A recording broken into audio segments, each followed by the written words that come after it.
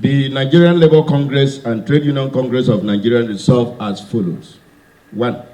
The Commissioner of Police, Imo State Command, CP Ahmed Bade, should not only be investigated and redeployed out of Imo State for his serious complicitious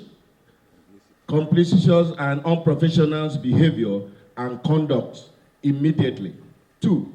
The area command of Nigerian Police Force and all other officers and men in Owerri, through whom the police commissioner supervised the brutalization and humiliation of Comrade Ajaero and other workers, be relieved of his office and stripped of its commission. 3. Mr. Nwaneri Chinesa, advisor on special duty, who supervised the terror on workers and partial brutality meted to the corporate president, Comrade Joe Ajaero, be arrested immediately and prosecuted for his crime against workers and the president. 4. We demand an immediate, independent, and unbiased, thorough professional medical examination of Comrade Ajaero in light of his physical and psychological injuries inflicted upon him. 5. Other workers and journalists subjected to his inhuman treatment by the police and the Hope Uzodimma's group be treated by the states and all the properties lost be restored immediately. All outstanding industrial relations issues, as previously agreed in the Imo State government, be implemented immediately.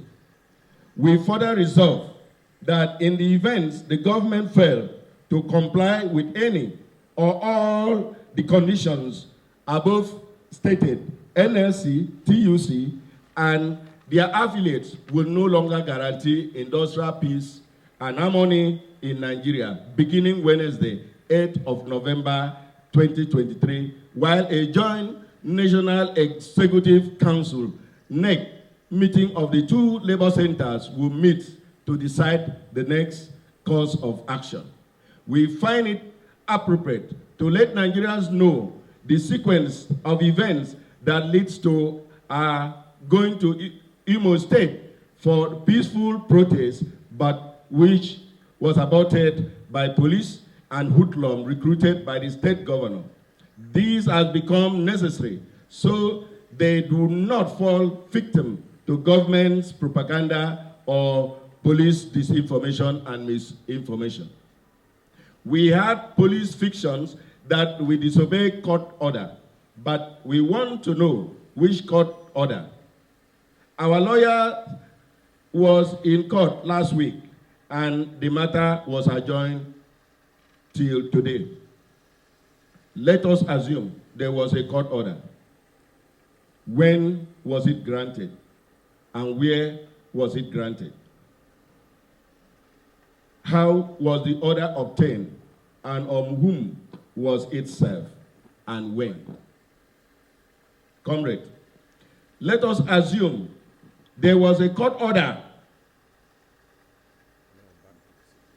Now, back to the sequence of events that leads to our going to Owerri. 1. Government repeatedly observed in breach agreement it voluntarily reached with labor, among which was the January 9th, 2021, about 2 years ago. 2. Non-payment of salaries and pension for upward of 22 months, in some instances 42 months. 3. Declaration of 11,000 hard workers as ghost workers, and the diversion of their salaries and emolument to other uses. 4. Serial vandalization of Congress Secretariat for no just cause, as you have seen. 5. Non-implementation of national minimum wage law, causing this distortion and pains among working class in the state. 6. Implementation of discriminatory pay policy and practice which depends poverty. 7. The backlog of gratuity arrears stretching to 8 years. 8. Government continued harassment, intimidation of workers or their executive. 9. Non-remittance of check-off dues or misappropriation of check-off dues by government. 10. Frequent interference by government in internal matter of trade unions to the point government wants to decide who occupies which posts. 11. Systemic intimidation of trade unions and trade union leaders, dismantling of trade union structure, regular bullying and beating of workers and denying them access to the fruits of their hard labor. Gentlemen of the press, what they are accustomed to is the butcher of solution, which we are better off without. Let us not pretend that we have democracy in Imo State. It's good that this impression should be corrected. In our press briefing, we've highlighted the reason why we were in Imo State, so it was nothing short of the interest of Nigerian workers, not political. We don't interfere or campaign for any politician or political parties in Imo State. That was not our intention, and it will never be our intention. In the case of saying that the federal government intervened by the NSA intervention, absolutely, you are right. It intervened by ensuring that our comrade president was released. And other interventions are also very apt. What happens to the equipment of the journalists and other workers seized, brutalized, and injured, smashed? These are issues of which we also believe that the state government and the federal government should also come in. I want to emphasize here, it's not about only the federal government, even the National Assembly, because injury for one is injury for all. If we want the democracy to strive, we must not cack the labor movement. And it is obvious, today as we speak, Nigeria is chairing the governing body of International Labour Organization. If you don't put your house in order in terms of unfair labor practices, what moral justification will you have, to prevail on other nations of the world or Committee of Nations of the world to uphold best practices in the labor administration? I think we need to emphasize this. It has never happened in the history of NLC, where the elected leader, elected by the workers, number one citizen of the workers in Nigeria today, was embarrassed. Not only embarrassed, he almost killed. Like I said, I will continue repeating myself on these issues. If somebody can be blindfolded and you're on the verge of even throwing inside lagoon, you know what it means. That means we are not practicing democracy. So, the text of a press conference addressed by the Nigeria Labour Congress, NLC, and the Trade Union Congress of TUC of the abduction of brutalization of the President of the Nigeria Labour Congress, NLC, Comrade Joe Ajaero, and others by the Imo State Governor, Uzodimma, and the Nigeria Police in Owerri, Imo State, on the 3rd of November 2023. Gentlemen of the press, on Wednesday, the 1st of November 2023, the President of the Nigeria Labour Congress, Comrade Joe Ajaero, was abducted by officers and men of the Imo State Police Command at the behest of the State Governor from the NLC State Council Secretariat in Owerri, while waiting for his colleagues to join him for a peaceful protest rally. They came in a convoy of vehicles and gun trucks, hooded and armed to the teeth.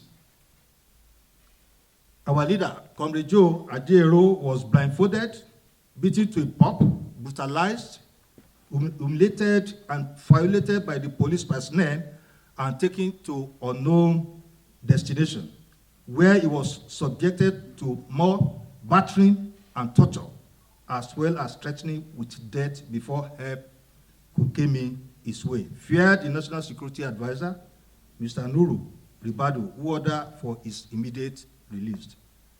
However, due to the severity of his injuries, the police are taking him to the police headquarters, where we made contact with him at 3:30 p.m.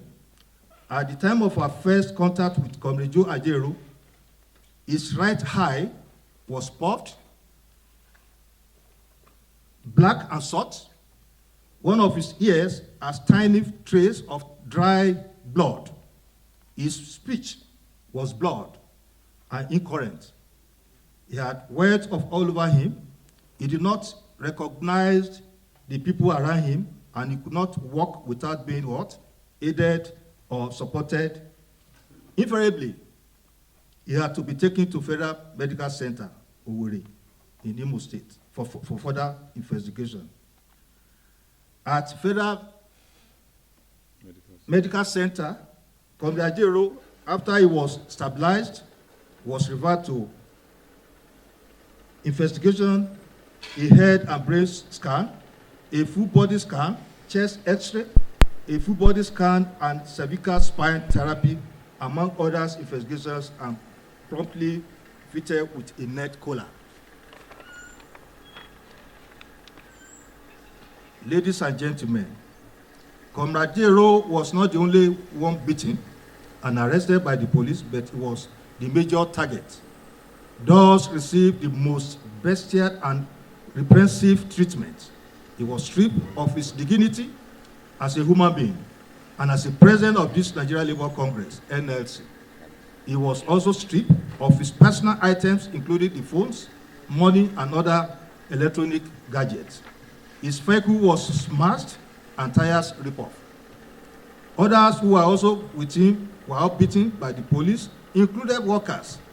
The TVC crew, who were arrested and detained, they had their cameras seized for filming and being in possession of evidence the police would not want the whole world to see. The Arise TV crew narrowly escaped being brutalized. Earlier on, hoodlums sent by the state governor have stationed themselves around the streets, including the secretariat, where were beaten up workers who had reported at the secretariat and dispensing them of their personal items, including money and phones and laptops.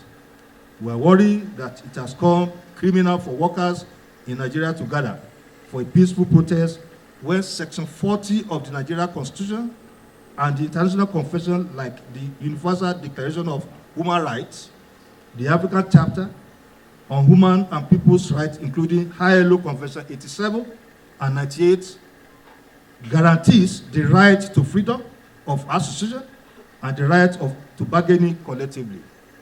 It is more absurd that these infractions will even happen at all and still continue to happen, especially when Nigeria sits as the chairman of the governing board of the ILO.